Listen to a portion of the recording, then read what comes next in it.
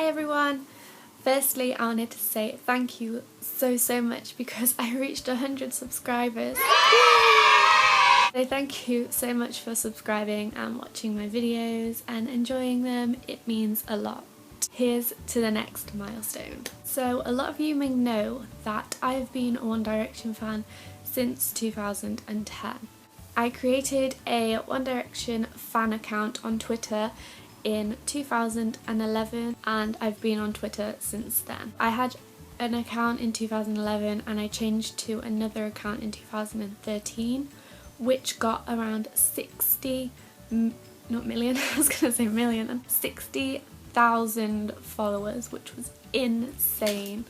And my light just fell down. As I was saying, so my Twitter account got 60,000 followers, which was mad. I never ever thought that that would happen, but it did, and it's dropped a lot since then because One Direction broke up and things like that, but I still have so many followers. I'm so grateful that they still follow me, and a lot of you have probably come from there to this video today. So today this video is going to be about a few of my One Direction experiences, because since that account and just a little bit before then I've had some amazing experiences, and I wanted to share that with you guys because from that account you guys wanted me to tell you all of my One Direction experiences. I've never actually spoken about them before to anybody other than when it actually happened, so this is going to be so cool. I started loving One Direction right from the start. I had always watched X Factor, I still watch it, and the first audition I saw was Niall's. Instantly fell in love with him. He's always been my favourite in the band, so I've been a fan from the very start, which is so cool because they've grown a lot. The first time I ever saw them in real life was in 2012. So this was at Louis Tomlinson's football match, a charity football match that he held. It was in Doncaster and there was quite a few people there. It was mad because One Direction in 2012 were massive. Everybody knew their name. They still do now, but this was when they were starting to get really famous. That day, me and my friend, we were going to Doncaster, an hour away from where I live, so it's not that far away, but the traffic was insane. Honestly, it was so bad. We missed half the match because it was so busy from everyone going to see One Direction at this charity match. We got there at half time, so we didn't see the first half of the match. So we were sat like here and they had the cheerleaders and stuff down this side but further down that side, which was basically where everyone was. It was so surreal because we could see Niall, Liam and Harry stood on the sidelines, and we was like, is that them? It can't be them. It just didn't seem real. And then you see Louis on the pitch. I'll insert a picture here. The thing about the pictures, I had my phone on me. I'd been using it in the car so I could like text my parents and tell them where we were and stuff like that. So when it got to taking pictures, I took a few and stuff, got pictures of the pitch, of like Louis training and things like that, and then it got to the end and the whole of the football team were walking around the stadium so all the fans could go see them. So everyone rushes down the stairs, and I don't like crowds very much and I'm not the sort of person to scream at celebrities, so I slowly make my way down, but these girls are just running to the, whatever it's called, the like railing, and I'm getting pushed down the stairs, and I thought that I was going to break my leg because you're getting pushed down the stairs and you can't control yourself and you're just like, whoa. and then I got pushed against the barrier, so I'm like stood near the railing, and I get my phone out and Louis coming. I'm ready to take a picture. I'm like this. My phone died. My phone died. He was like honestly 6 inches away taking pictures of fans, like shaking their hands going hi. My phone had died. I was gutted. And then at the end of the match, when I got back to the car, oh my god, I was searching through my bag and it had like clothes in because I'd slept at my friend's house and like just stuff in there. The bottom of my bag, I completely forgot that I'd bought an extra phone with full battery. It didn't occur to me to take it out my bag and take a picture of Louis because I was so sad that my phone had died. Also, couldn't take a picture of when we was outside the stadium because we was outside the stadium. Everyone was out there waiting for Louis, Harry, anyone just to come out and say hi. And they were all stood around the entrance, and I didn't like crowds, so I kind of went that way a bit, see if they'd come out of another entrance or something. So me and my friend, we walked around to this other part of it, like the back of the crowd, and in through the window we saw this person and we was like, who's that? Because he's like shaking hands with this man who's probably a security guard or something, and we're like, who is that? And then we're like, oh my god, it's Harry Styles. And then he starts walking and there's this like big glass window and nobody else is there but me and my friend, and he walks past it and he's got like this little beanie on and he's just walking through, and we were the only people to see Harry in there, and it was just strange. It was like, oh my god, that is Harry Styles. I'm honestly so gutted that I couldn't get any pictures because I'm an idiot. This is the ticket from the match, 22nd of October 2012. A year later, I got tickets to the Take Me Home concert, which was incredible. We got tickets and we got stand C. We were on the bottom part of the arena, so the floor, and C was about here and the stage was probably here, so like C, B, A, and then like a centre stage was like there. So our seats were here, but I'm just gonna leave them down. And then probably like a week or probably a few weeks before the concert, I got this letter through the mail that was like, we're moving your seats, and we was like, what, why? But when we got the tickets back, they'd moved us even closer to the front stage. But what we didn't realise was there was a middle stage here, and we were 1 row away from the middle stage. We didn't find that out until we were actually there, and oh my god, that was mental.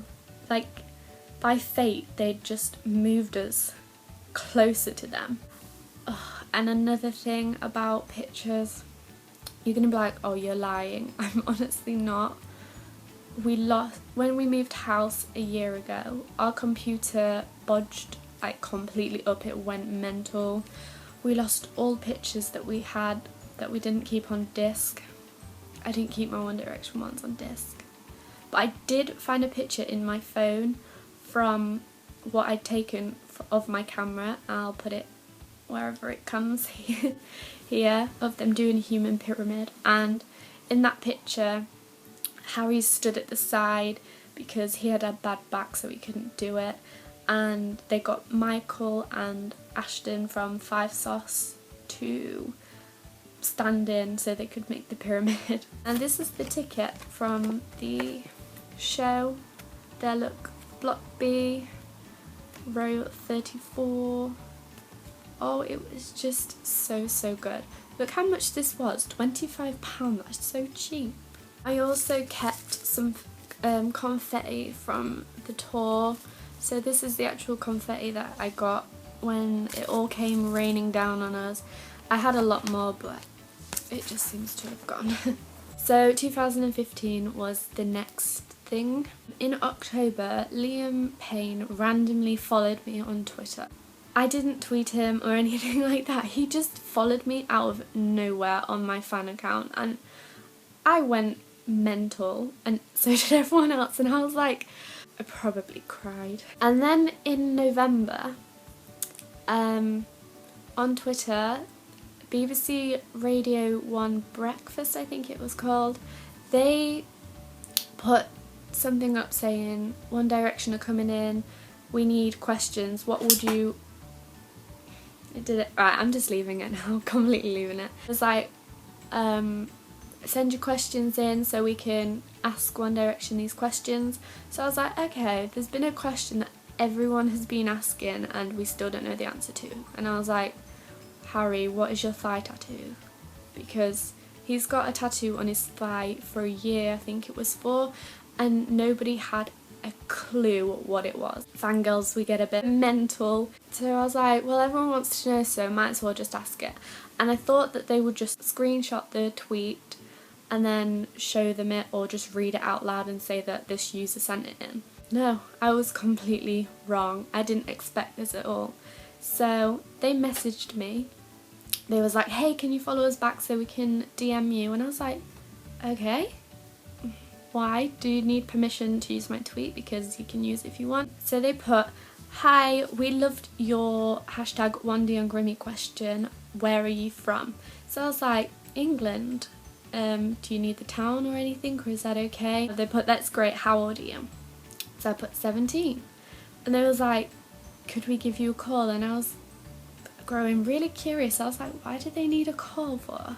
They could just take my tweet if they wanted to. They could just ask. I said, why do I need to call you? And they was just like, we want to use your question when talking to Wandy tomorrow, but we need to tell you what to do. And I was like, I'm really confused here because I don't understand what's going on, and I'm a very skeptical person. I get a bit scared of things at first. I'm not very trusting of things, so I was like, I'm not really sure if I feel comfortable calling you. So I asked them to explain what was going on because I was a bit like scared and skeptical, and they was just telling me that they liked my question and they wanted me to film myself doing it, and they was just like, but I want to call you so that I can tell you what to do.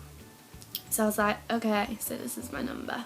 But I thought it was a bit too late because it had been about an hour later, and I was like, okay, I'll give you a call. And then they said, hi, we can still call you. I was like, okay. So they called me up and they were like, hi, is this Shannon? I was like, yeah, this is me. And then they was like, well, we liked your question, and apparently everyone else did because it got a lot of retweets on Twitter. And we want you to record yourself and send it to us in an email so that we can show One Direction it. And I was like, what? Oh my god. And then she was like, so you need to say, hi guys, my name's Shannon, I'm however old, I'm from here. And then she was like, you need to tell them your question and then say whatever you want at the end, and then go bye, or like go really like bye, like you're really excited and stuff. And I was like, okay. I was like, okay. So they gave me their email and things, wrote it down, and then it was 9 o'clock at night. My hair was greasy, my face wasn't, like, had no makeup on, I wasn't dressed, I was in pyjamas, and I was like, oh my god, One Direction are gonna actually see my face, I need to get ready. So I rushed, did my makeup really quick, my hair, put a jumper on, and then went into the bathroom with my iPad because that was the best lighting and the best sound. So I went in there, rushed in there, and I was like, okay, I need to do this. I filmed about 10, 11 videos of me saying the same thing because I kept messing up or I sounded a bit weird, and I was like, if they see this they're gonna think I'm such a weirdo. So I did it a lot of times, and then I narrowed it down to a few videos, and then I got to about 2 and I was like, Mum, which one's best? Which one? And she was like, what are you on about? I was like, I hadn't told her. My dad and my brother were out, and I was in the bathroom recording this and I completely forgot to tell anybody, and I was like, so it's for One Direction. And yeah, so we narrowed it down to one, and then I sent it in. A few weeks later they put the interview up, and they put about an 8-minute clip up of it, and people were on Twitter going, Shannon, you're in it, you're in the interview. And I'm like, so I watched the interview and I wasn't in it, and I was like, what are people talking about? And it was like, here. I clicked the link and there was a full one, and there I was. And I was like, this is so surreal. They saw my face, they answered my question. It was just so strange, but it was incredible. So that's the first time that they actually saw my face, and like a 1 to 5, 4 basically. I'm gonna insert the video of the interview here of my part. Supposed to do that? Yeah, it makes it less tense. Yeah, definitely. Hi guys, Hello. I'm Shannon and I'm from the UK, and my question is for Harry. It is, what is your thigh tattoo and what is the meaning behind it? Thank you. Bye. Fire tattoo. Sorry, he's just typing it out. Give me a sec. Thigh tattoo. It's a tiger. If I was Beyonce for a day, I would do a Oh concert. no! Terminate. Terminate. And Oh no. love. What is the meaning behind it, she wants to know? Drunk. I was drunk in London. Roar. Roar. Okay, great. Roar. So, if you watch this part, Harry licks his finger. My question is for Harry. It is, what is your thigh tattoo? And if you look, this is, I don't understand it, but if you watch Louis, he's constantly looking at the laptop where I am on the screen. That's pretty cool as well. Yeah, BBC Radio 1 was so nice about it. They was like, are you sure we can use your clip? Are you 100% certain? Because we don't want to use it and then like you feel bad, like, because I was so nervous and I just didn't know if I wanted to do this, but I'm so glad that I did. And then a month later, just a few days before my birthday, they sent me on Twitter another clip of the boys answering my question. But it was from the angle of them looking down on the laptop of me on the screen, so you could see all their reactions and everything. So that is all of my One Direction experiences. There's not many, but they are very close to my heart because One Direction, I will always love One Direction. They are my favourite boy band and I've just loved them since I was 13, I think, which is insane. I hope you enjoyed this video, and if you did then please give it a thumbs up and subscribe. Thank you for watching, and I shall see you soon for another video. These bloody fairy lights. Bye!